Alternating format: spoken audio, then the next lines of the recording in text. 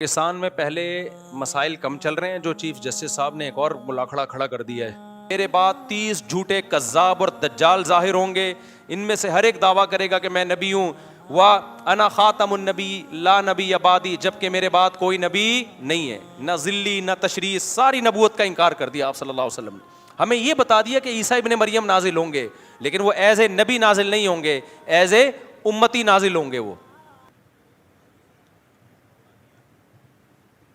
Chief justice of Pakistan نے قادیانیوں کو تبلیغ کی اجازت دی ہے، اس کی وضاحت فرمائیں۔ پاکستان میں پہلے مسائل کم چل رہے ہیں، جو چیف جسٹس صاحب نے ایک اور ملاکھڑا کھڑا کر دیا ہے۔ جسٹس صاحب نے جو فیصلہ کیا ہے نا، اس میں بنیاد اس کو بنائے مذہبی آزادی، غیر مسلموں کو مذہبی آزادی ہے، تو یہ آئین سے بھی بغاوت ہے۔ مذہبی آزادی کا یہ مطلب کہ وہ اپنے مذہب کی تبلیغ کرنا شروع کر دیں، اور قادیانیوں سے جو ہمارا اختلاف ہے وہ عام غیر مسلموں والا اختلاف نہیں ہے۔ قادیانی جھوٹے نبی کو محمد صلی اللہ علیہ وسلم کی طرف منسوب کرتے ہیں اور اتنا بڑا کفر کر کے اپنے آپ کو مسلم کہلاتے ہیں۔ قادیانی اپنے نام کے ساتھ اسلام ہٹا دیں تو ہم قادیانیوں کو وہی پروٹوکول دیں گے جو ہم ہندوؤں کو اور عیسائیوں کو دے رہے ہیں۔ کبھی ہم نے ہندو عیسائی کے خلاف کوئی نفرت آمیز تقریر کی؟ کبھی ہم نے کہا ہندو اور عیسائی سے لین دین جائز نہیں ہے، ان سے جو ہے تعلقات جائز نہیں؟ کبھی ہم نے کہا؟ قادیانیوں سے ہم تعلقات کی اجازت شدید مجبوری کے بغیر نہیں دیتے۔ وجہ کیا ہے؟ ہمارا عقیدہ ہے کہ قرآن مجید میں اللہ تعالیٰ نے صاف طور پر رسول اللہ صلی اللہ علیہ وسلم کے بارے میں بتا دیا، خاتم النبیین، آپ تمام پیغمبروں کے سب سے آخر میں ہیں۔ دیکھو، جب محمد صلی اللہ علیہ وسلم نے نبوت کا دعویٰ کیا تو کسی عیسائی اور یہودی نے اس بیس پہ آپ کے نبی ہونے کا انکار نہیں کیا کہ حضرت موسیٰ آخری نبی تھے یا حضرت عیسیٰ آخری نبی تھے۔ کوئی ایک ضعیف روایت بھی نہیں ملتی ہمیں، اس بیس پہ انکار نہیں کیا، کیونکہ حضرت عیسیٰ علیہ السلام نے کبھی یہ نہیں کہا کہ میں آخری نبی ہوں، لاسٹ میسنجر آف گاڈ ہوں میں۔ حضرت موسیٰ نے اور آپ کے بعد جتنے پیغمبر آئے کسی نے بھی یہ دعویٰ نہیں کیا۔ تبھی یہودی نبی صلی اللہ علیہ وسلم کے پاس تحقیق کے لیے آیا کرتے تھے، یہ دیکھنے کے لیے کہ آپ واقعی پیغمبر ہیں یا نہیں ہیں، نشانیاں چیک کرتے تھے۔ اگر حضرت عیسیٰ نے یہ دعویٰ کیا ہوتا کہ میں آخری نبی ہوں اور یہ بات عیسائیوں میں مشہور ہوتی تو عیسائی کہتے بھائی یہ اب کوئی نیا نبی دعویٰ ہی نہیں کر سکتا، تو پھر یہود و نصارہ کے آپ کے پاس آنا اور آپ کی بات سننا، تحقیق کی کوشش کرنا کہ یہ صحیح ہیں غلط ہیں، یہ سارے کام ہی لغو ہو جاتے، یہ کرتے ہی نہیں وہ۔ جب نبی صلی اللہ علیہ وسلم نے حضرت عبداللہ بن مسعود رضی اللہ تعالیٰ عنہ اور جعفر طیار رضی اللہ تعالیٰ عنہ کی قیادت میں حبشہ کی طرف وفد بھیجا ہے، تو حبشہ کا بادشاہ جو نجاشی تھا وہ عیسائی تھا۔ نجاشی نے تحقیق کے لیے بلایا جعفر طیار رضی اللہ تعالیٰ عنہ کو، آگے کیا، فرمایا کہ کیا بات کرتے ہو تو؟ انہوں نے بتایا کہ بھئی ہمارے ہاں نبی ظاہر ہوئے ہیں جن کا نام محمد ہے صلی اللہ علیہ وسلم۔ نجاشی نے پوچھا ان کا کیا دعویٰ ہے، وہ کیا تعلیمات دیتے ہیں؟ نجاشی تو عیسائیوں کا بادشاہ تھا، نجاشی کو کیا عیسائیوں کے عقیدے کا نہیں پتہ تھا؟ اور اس کے ارد گرد پادری بیٹھے ہوئے تھے۔ اس وقت مذہبی ریاستیں ہوتی تھیں، سیکولر ریاستیں تو اب آنا شروع ہوئی ہیں، پہلے اسٹیٹس مذہبی ہوتی تھی۔ ایک مذہبی اسٹیٹ کا، عیسائی اسٹیٹ کا بادشاہ ہے، اس کے ارد گرد سارے عیسائی مذہبی رہنما بیٹھے ہوئے ہیں۔ نجاشی نے پوچھا کہ وہ کیا دعویٰ کرتے ہیں، انہوں نے بتایا کہ نبوت کا دعویٰ کرتے ہیں۔ نجاشی نے تحقیق کے لیے پوچھا کہ واقعی سچے نبی ہیں معاذ اللہ یا جھوٹے ہیں؟ تو نجاشی نے تحقیق کے لیے پوچھا کہ کیا کیا تعلیمات دیتے ہیں۔ پھر نجاشی نے کہا جو قرآن کلام ان پہ نازل ہوا ہے، جس کے بارے میں وہ دعویٰ کرتے ہیں کہ یہ اللہ کا کلام ہے، وہ پڑھ کے سناؤ۔ حضرت جعفر طیار نے جب کلام پڑھنا شروع کیا تو نجاشی کی رو رو کے داڑھی تر ہو گئی، اور جتنے لوگ بیٹھے ہوئے تھے سب کی داڑھیاں تر ہو گئیں۔ اگر عیسائیوں کا عقیدہ ہوتا حضرت عیسیٰ اللہ کے آخری نبی ہیں تو نجاشی بات سنتا ہی نہیں، وہ ایک دم سن کے بوکھلا جاتا کہ بھائی حضرت عیسیٰ تو لاسٹ میسنجر آف گاڈ ہے۔ تو اس سے صاف پتہ چلتا ہے کہ نہ عیسیٰ ابن مریم آخری نبی، نہ موسیٰ علیہ السلام آخری نبی، اور آپ کے بعد کوئی آخری نبی۔ محمد صلی اللہ علیہ وسلم نے جب دنیا میں آئے تو قرآن نے صاف لفظوں میں بتا دیا کہ لاسٹ میسنجر آف گاڈ ہے یہ، اور حدیث میں بھی آتا ہے انا خاتم النبی لا نبی بعدی، میں آخری نبی ہوں، میرے بعد کوئی نبی نہیں ہے۔ پھر آپ نے فرمایا میرے بعد 30 جھوٹے کذاب اور دجال ظاہر ہوں گے، ان میں سے ہر ایک دعویٰ کرے گا کہ میں نبی ہوں، وَأَنَا خَاتَمُ النَّبِيِّ لَا نَبِيَّ بَعْدِي، جبکہ میرے بعد کوئی نبی نہیں ہے۔ نہ ذلی نہ تشریع، ساری نبوت کا انکار کر دیا آپ صلی اللہ علیہ وسلم نے۔ ہمیں یہ بتا دیا کہ عیسیٰ ابن مریم نازل ہوں گے، لیکن وہ ایز اے نبی نازل نہیں ہوں گے، ایز اے امتی نازل ہوں گے، وہ کوئی نیا نبی نہیں آ سکتا۔ پرانا نبی نازل ہو سکتا ہے, نیا نبی مرزا غلام احمد کوئی آسمان سے تھوڑی ٹپکا ہے, وہ تو پیدا ہوا ہے, اس کے ابا کا بھی پتا ہے لوگوں کو, اماں کا بھی پتا ہے. تو اب اسی وجہ سے اس امت میں نبی صلی اللہ علیہ وسلم کے دنیا سے جانے کے بعد جس شخص نے بھی نبوت کا دعویٰ کیا ہے, کبھی بھی مسلمان علماء صلحاء یا مسلمان حکمران اس کے پاس تحقیق کے لیے نہیں گئے ہیں کہ یہ صحیح دعویٰ کر رہا ہے یا جھوٹا, فوراً یہ کہا کہ بھائی اب کوئی پیغمبر دنیا میں نہیں آ سکتا. یہی وجہ ہے کہ مرزا غلام احمد قادیانی نے جب دعویٰ کیا تھا تو علماء نے اسی وقت کہہ دیا, عرب علماء, ملیشیا کے, انڈونیشیا کے اور ہندوستان کے اور افریقہ کے, جہاں جہاں دنیا میں اسلام ہے, سب نے کہہ دیا بھائی یہ ممکن ہے ہی نہیں. تو یہ اجماعی عقیدہ ہے. اب اگر ایک شخص, اچھا قادیانی یہاں تک رہتے, کہتے ٹھیک ہے آپ نہ مانو, ہم اس کو کیا مانتے ہیں, نبی, بات ختم ہو جاتی. بھائی ہم کہتے ٹھیک ہے تم نے اپنی طرف سے ایک نبی گھڑ لیا, تم اپنے عقیدے کے مکلف ہو, تم جانو اور تمہارا مذہب جانے, ہمیں اس سے کوئی غرض نہیں ہے. دنیا میں اتنے سارے مذاہب ہیں, ایک اور مذہب. لیکن انہوں نے گڑبڑ کیا کی ہے, ایک جھوٹا نبی جو محمد صلی اللہ علیہ وسلم کی تعلیمات کے مطابق کذاب اور دجالوں کی فہرست میں داخل ہے, کیونکہ آپ نے فرمایا 30 کذاب اور دجال ظاہر ہوں گے. تو قادیانی اس کا جواب یہ دیتے ہیں کہ کذاب اور دجالوں کے بارے میں کیا ہے, مرزا غلام احمد کذاب اور دجال تھوڑی ہے. بھائی حدیث کے پورے الفاظ کیا ہے, 30 کذاب اور دجال ظاہر ہوں گے جو ہر ایک جھوٹے ہونے کا دعویٰ کرے گا. اور ان کے کذاب اور دجال ہونے کی جو نبی نے وجہ بیان کی وہ حدیث کے آخر میں فرمایا کہ حقیقت یہ انا خاتم النبی لا نبی بعدی, میرے بعد کوئی نبی نہیں ہے. تو یہ وجہ جو بیان کی جا رہی ہے نا کذاب اور دجال ہونے کی, کہ میرے بعد کوئی نبی نہیں ہے, یہ وجہ پورے طور پر مرزا غلام احمد قادیانی پہ صادق آتی ہے یہ وجہ. اور آپ نے تو فرمایا, ایک حدیث میں آتا ہے کہ میرے بعد کوئی نبی ہوتے, صحیح حدیث ہے, لکانا عمر تو عمر ہوتے. ایک حدیث میں آتا ہے کہ انت منی بمنزلتی ہارون من موسیٰ, حضرت علی رضی اللہ تعالیٰ عنہ سے آپ نے فرمایا کہ تمہاری میری وہی نسبت ہے جو موسیٰ اور ہارون کی تھی, لیکن فرق یہ ہے کہ موسیٰ کے بعد تو نبی تھے, میرے بعد نبی نہیں ہے. کیا مطلب, نبی نہ ہوتے, میرے بعد نبی کا امکان ہوتا تو اللہ تمہیں بھی ہارون جیسا نبی بنا دیتے. ہارون علیہ السلام کی نبوت موسیٰ علیہ السلام کے تابع تھی, ذلی نبی تھے ہارون علیہ السلام, اصل نبی موسیٰ تھے. ہارون علیہ السلام انہی نبی کے ویژن کو لے کے چل رہے تھے آگے. بات موسیٰ کی ہوتی تھی, زبان کس کی ہوتی تھی, ہارون کی. قادیانی کہتے ہیں کہ یہ جو حدیث میں آتا ہے کہ میرے بعد کوئی نبی نہیں ہے, اصل میں اس کا مطلب ہے اصلی نبی, اصل کے اعتبار سے نبی نہیں ہے. ہاں ذلی نبی جو محمد صلی اللہ علیہ وسلم ہی کے دین کو دنیا میں غالب کرنے کے لیے ہے, وہ والے نبی آ سکتے ہیں. یہ جو حدیث ہے جس میں آتا ہے انت منی بمنزلتی ہارون من موسیٰ, اس میں تو ذلی نبی کی نفی ہو رہی ہے. نبی نے فرمایا کہ اے علی تمہاری میری وہی نسبت ہے جو ہارون کی نسبت کس سے تھی, موسیٰ سے, لیکن بات یہ کہ اللہ تمہیں پیغمبر نہیں بنائے گا. تو یہاں ذلی نبی کی نفی ہو رہی ہے کہ نہیں ہو رہی؟ ذل کہتے ہیں سائے کو, ذیلی نبی بھی کہہ سکتے ہیں, ذیلی نبی, اس کی نفی ہو رہی ہے نا. تو اسی کی نبی نے نفی کر دی ہے کہ وہ والا نبی بھی اب نہیں آ سکتا, کسی طرح کی بھی نبوت اب نہیں آ سکتی, جاری نہیں ہو سکتی.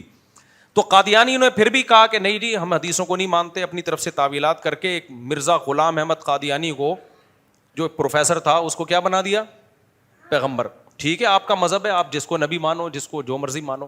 جرم یہ کیا کہ اس کو پھر کس کے کھاتے میں ڈال دیا, محمد صلی اللہ علیہ وسلم کے کھاتے, کہ آپ کے سید الانبیاء کے ذلی نبی ہیں اور محمد صلی اللہ علیہ وسلم کے امتی ہیں, لہذا یہ عین اسلام ہے. یہ کیا ہو گئی بھائی, یہ زیادتی ہو رہی ہے. عیسائی اپنے آپ کو عیسائی کہتا ہے, محمد صلی اللہ علیہ وسلم کا انکار کرتے ہیں. اسلام نے دین میں زبردستی نہیں رکھی, لا اکراہ فی الدین. ہم عیسائیوں کو ڈنڈے کے زور سے مجبور نہیں کر سکتے کہ ہمارے نبی کو نبی مانے. اللہ نے کہہ دیا دین میں زبردستی نہیں ہے. قد تبین الرشد من الغی, حق اور باطل میں نے کھول کھول کے بیان کر دیا ہے. کوئی عیسائی نیوٹرل ہو کے غور کرے گا تو اسے یقین ہو جائے گا کہ جتنی علامتیں عیسیٰ ابن مریم میں نبی ہونے کی پائی جاتی ہیں محمد صلی اللہ علیہ وسلم میں اس سے زیادہ ہی پائی جائیں گی, اس سے کم نہیں پائی جائیں گی. اس لیے اسلام نے کہا ہم نے حق اور باطل کو واضح کر دیا, اب ڈنڈے کی زور سے آپ نے کسی کا مذہب چینج نہیں کروانا. تو قادیانی بھی اگر ایک نیا مذہب بنا لیتے کوئی بات نہیں ہے بھائی, جہاں اتنے سارے مذاہب ہیں وہاں ایک اور مذہب بھی صحیح. کبھی ہم ڈنڈے کے زور سے کسی کو مجبور نہیں کرتے اور نہ کسی سے نفرت کا ہم اظہار کرتے ہیں. جرم کم بختوں نے کیا کیا, عیسائیوں نے کیا کیا, محمد صلی اللہ علیہ وسلم کا انکار کیا, لہذا صاف طور پر اپنے آپ کو کہا کہ ہم غیر مسلم ہیں, ہم مسلم نہیں ہیں. اسلام کی طرف اس انکار کی نسبت نہیں کی. یہ نہیں کہا کہ قرآن کہتا ہے کہ محمد نبی نہیں ہے صلی اللہ علیہ وسلم, یہ نہیں کہا انہوں نے. قادیانی نے جرم یہ, ہندو نے بھی یہ نہیں کہا کہ ہم مسلم ہیں. بھائی اسلام بت پرستی تھوڑی سکھاتا ہے. اب بتوں کو اسلام کی طرف کیسے منسوب کر سکتے ہو؟ یہ تو بڑا جرم, یہ تو اسلام میں تحریف کر رہے ہو نا آپ. سمجھ میں آ رہی ہے بات کہ نہیں آ رہی؟ اس کا مطلب آپ اسلام میں کیا کر رہے ہو؟ آپ تحریف کر رہے ہو. اسلام کو آپ وہ مذہب جو الحم سے لے کے والناس تک بت پرستی کے خلاف ہے, انہی بتوں کو محمد صلی اللہ علیہ وسلم کے کھاتے میں ڈال دو. اگر ہندو یہ جرم کرے گا پھر ہم برداشت نہیں کریں گے. ہم کہیں گے بھائی آپ کا مذہب اسلام سے الگ ہے, اس کو الگ رکھو. اور ہندو یہ کرتے بھی نہیں ہے کہ اپنے بتوں کو کس کے کھاتے میں ڈالیں؟ اسلام کے کھاتے میں. یہ جرم کرتے بھی نہیں ہے. لیکن قادیانی نے کیا جرم کیا ہے؟ وہی جرم کیا کہ ایک آدمی چرس پی رہا ہے اور اس چرسی کو کس کے کھاتے میں ڈال دیا؟ ایک شریف آدمی کے کھاتے میں ڈال دیا کہ یہ تمہارا بیٹا ہے. وہ کہے گا بھائی یہ میں برداشت نہیں کروں گا, اس کا بائیکاٹ کروں گا میں. تو قادیانی نے کیا کیا کہ محمد صلی اللہ علیہ وسلم کی تعلیمات اور قرآن و سنت کے مطابق, اجماع امت کے مطابق جو شخص جھوٹا تھا اس کو نبی مانا, یہاں تک ہم برداشت کر لیں گے, تمہارا مذہب ہے, ہم نہیں مانتے اس کو نبی, ٹھیک ہے. اس نبی کو کھاتے میں کس کے ڈال دیا؟ محمد صلی اللہ علیہ وسلم کی طرف منسوب کر دیا کہ نبی کا ذلی نبی ہے, ذیلی نبی ہے. اور پھر اپنے اس کفر کو اسلام سے تعبیر کرنا شروع کر دیا. بھائی یہ اب کیا ہو رہی ہے؟ یہ زیادتی ہو رہی ہے. تو اس لیے جو چیف جسٹس صاحب نے فیصلہ کیا ہے نا کہ قادیانیوں کو بھی عام غیر مسلموں کے کھاتے میں ڈال کے ان کو بالکل اسی طرح رائٹ دے دیا ہے تبلیغ کا, اور اسی طرح سب کچھ اپنی وہ مذہبی وہ کر سکتے ہیں. تو جناب آپ قادیانیوں کو یہ کہہ دیں کہ وہ اپنے آپ کو مسلم کہنا چھوڑ دیں اور اپنے آپ کو احمدی کہنا بھی چھوڑ دیں, کیونکہ احمد محمد صلی اللہ علیہ وسلم کا نام ہے. قرآن میں اللہ نے نبی صلی اللہ علیہ وسلم کا نام محمد بھی بتایا اور احمد بھی بتایا ہے. وہ اپنے آپ کو اس کھاتے میں ڈالنا چھوڑ دیں تو ہم قادیانیوں کو وہی اقلیتوں والے حقوق دیں گے جو ہم ہندوؤں اور عیسائیوں کو دیتے ہیں. ہمارے بیان تو ہندو بھی سن رہے ہوتے ہیں, عیسائی بھی ملتے ہیں, عزت دیتے ہیں, ہم بھی ان کو عزت دیتے ہیں. میں آسٹریلیا میں تھا, ایک سکھ کا فون آیا, ملاقات کی کوشش کر رہا تھا, لیکن میں وہاں سے سڈنی سے جا چکا تھا. اس نے کہا میں آپ کے ایتھیزم کے خلاف بیان سنتا ہوں تو اللہ کے وجود کا مجھے یقین آتا ہے.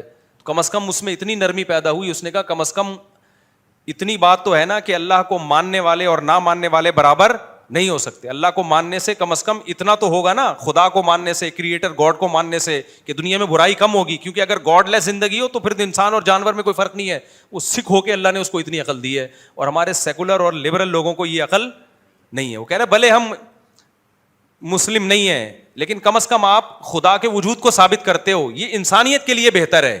خدا کا انکار کر دینا, اس سے انسان اور جانور میں فرق ختم ہو جاتا ہے. تو سب سے تعلقات ہیں, لیکن بھائی قادیانیوں کو ہم اتنا فری بولو نہیں کریں. اگر کوئی قادیانی کا فون آتا ہے کہ آپ سے ملنا چاہتا ہوں, اس نیت سے تو مل لیتا, تبلیغ کروں گا اس کو, اس نیت سے نہیں کہ میں دوستی کا ہاتھ بڑھاؤں گا, دعوتیں ہوں گی, سیلفیاں چلیں گی, نا نا نا نا. یہ پھر محمد صلی اللہ علیہ وسلم کے ساتھ یہ ظلم ہے. آپ صلی اللہ علیہ وسلم کو کیسے چہرہ دکھاؤ گے بھائی؟ ایک عالم نے بڑا پیارا مضمون لکھا کہ ابو بکر صدیق رضی اللہ تعالی عنہ نے جو جھوٹے نبی کے خلاف لڑائی لڑی تھی نا, جس میں بڑے بڑے حفاظ صحابہ شہید ہوئے تھے, تو جب آپ قادیانیوں سے دوستی کی بات کرتے ہو تو ہمیں میدان جنگ میں ان اصحاب رسول کا خون اور ان کی پڑی ہوئی لاشیں یاد آ جاتی ہیں جس کے لیے اتنی بڑی قربانیاں دی ہیں.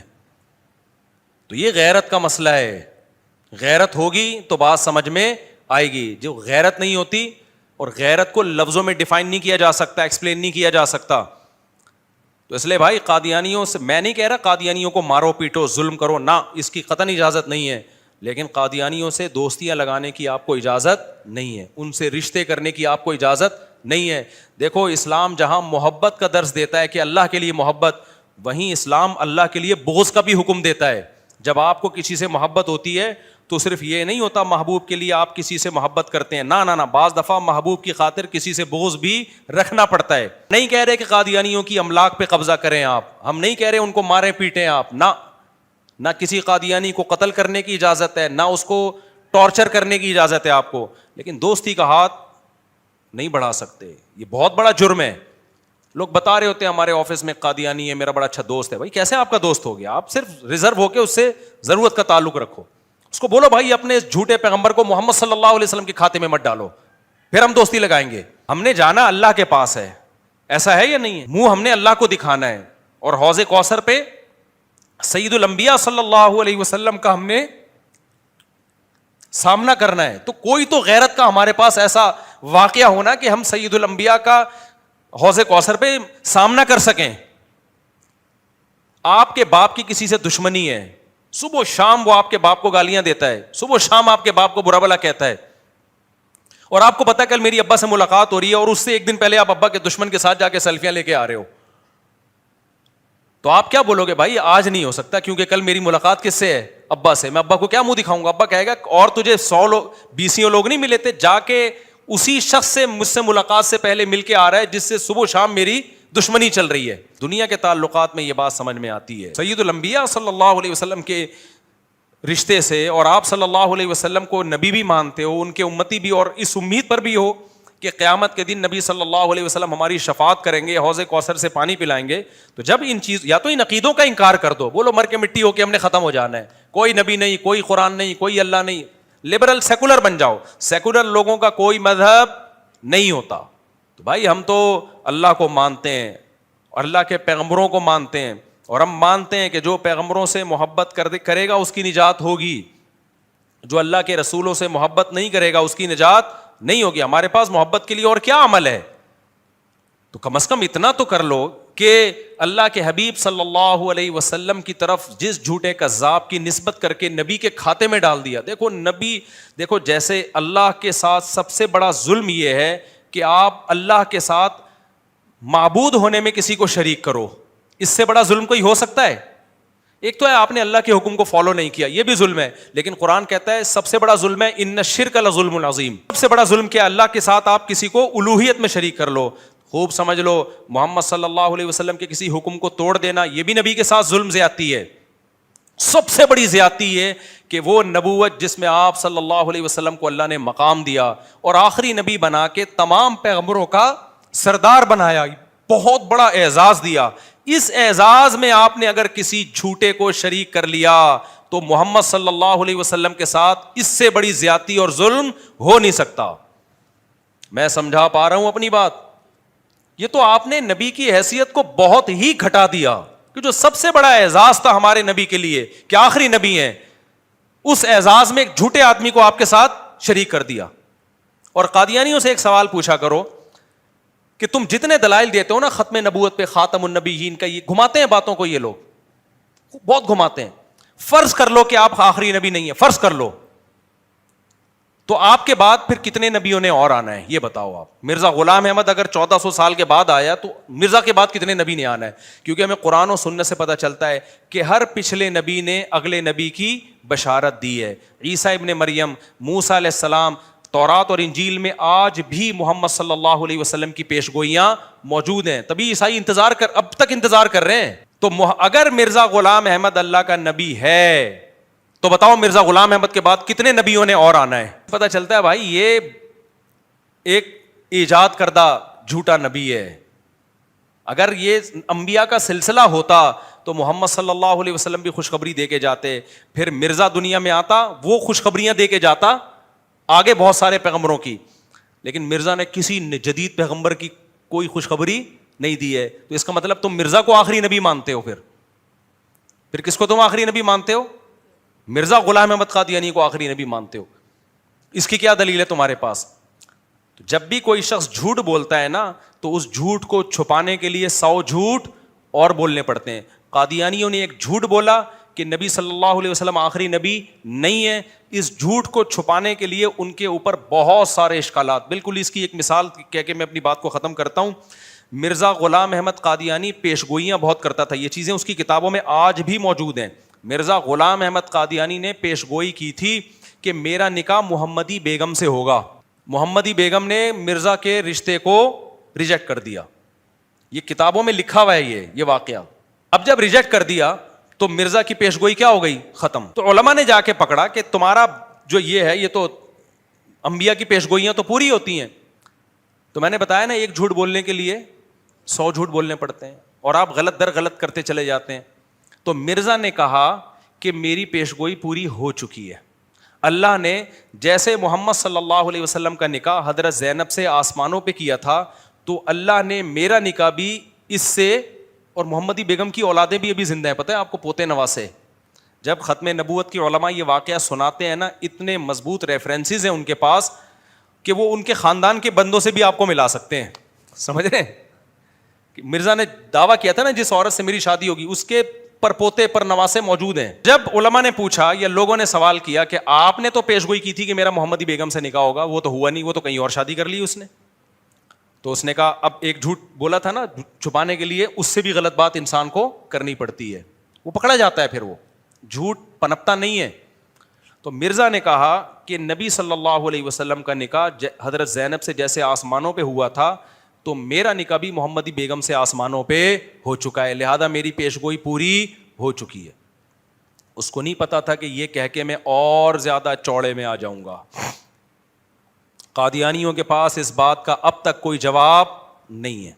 سوال یہ پیدا ہوتا ہے کہ جب تمہارا اس خاتون سے آسمانوں پہ نکاح ہو گیا تو یہ تمہاری بیوی بن گئی اور قادیانیوں کی امہات المومنین میں داخل ہو گئی کہ نہیں ہو گئی, روحانی ماں ہو گئی کہ نہیں ہو گئی.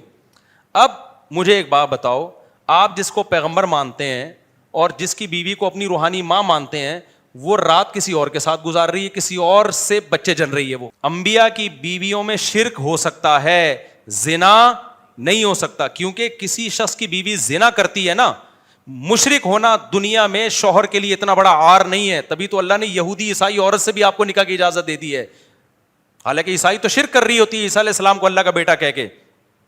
لیکن آپ کی بیوی کسی اور کے بستر پہ سوتی ہو, یہ مرد کے لیے بہت بڑا دھبا ہے, وہ سوسائٹی میں منہ دکھانے کے قابل نہیں رہتا. اسی وجہ سے اللہ نے پیغمبروں کی بیویوں کو زنا سے محفوظ رکھا ہے. نوح علیہ السلام, لوط علیہ السلام کی بیوی کافرہ تھی, زانیہ نہیں تھی, تبھی حدیث میں آتا ہے ولدت من نکاح الا من زنا, مطلب حدیث کا آدم سے لے کے اب تک میرے نسب میں کوئی خلل واقع نہیں ہوا ہے. جتنا نبی صلی اللہ علیہ وسلم کا سلسلہ آدم علیہ السلام تک پہنچتا ہے نا, آپ کی ماؤں میں بھی کسی نے کبھی خیانت نہیں کی ہے, چاہے وہ غیر مسلم ہی کیوں نہیں تھی. اللہ پیغمبروں کے نسب کو محفوظ رکھتا ہے. تو آپ اب اندازہ لگاؤ کہ قادیانیوں کی روحانی ماں ہیں, امہات المومنین ہیں, اور مرزا کے مطابق پوتی کسی اور کے پاس ہے, بچے کسی اور سے جن رہی. آپ کی اماں اللہ نہ کرے یہ کام کر رہی ہو, آپ سوسائٹی میں کسی کو منہ دکھانے کے قابل رہو گے؟ آپ زنا کے خلاف تقریریں کر رہے ہو, کسی نے کہا کہ آپ کی اماں سنا ہے گھر سے بھاگ گئی ہیں, اور سنا ہے ان کے 6 بچے بھی ہو گئے ہیں کہیں اور جا کے. آپ کم از کم کسی اور ٹاپک پہ بیان کرو گے, اس ٹاپک پر کبھی دوبارہ بیان نہیں کرو گے. تو اللہ پیغمبروں کو اس عار اور عیب سے محفوظ رکھتے ہیں کہ ان کی بیویاں زنا کریں. بہت سارے سوالات ہیں قادیانیت کے بارے میں, تو آپ ختم نبوت کے علماء کے پاس بیٹھ جائیں تو 2 منٹ میں آپ کو, اگر کوئی قادیانی حق کا متلاشی ہے, 2 منٹ میں وہ اس کی کتابوں سے کچا چھٹا کھول کے رکھ دیتے ہیں مرزا کے بارے میں. تو قادیانیوں کا جرم مرزا کو نبی ماننا یہ بھی ہے, لیکن بڑا جرم کیا ہے کہ اپنے آپ کو وہ کیا کہتے ہیں, مسلم. بھائی اس جھوٹے نبی کو اسلام کے کھاتے سے نکال لو. تو جیسے ہم ہندوؤں کو گلے لگاتے ہیں, عیسائیوں کو لگاتے ہیں, آپ کو بھی ہم گلے لگانے کے لیے تیار. آپ شاعر اسلام کا سہارا لینا چھوڑ دو, آپ اپنی مسجد کو مسجد نہ کرو.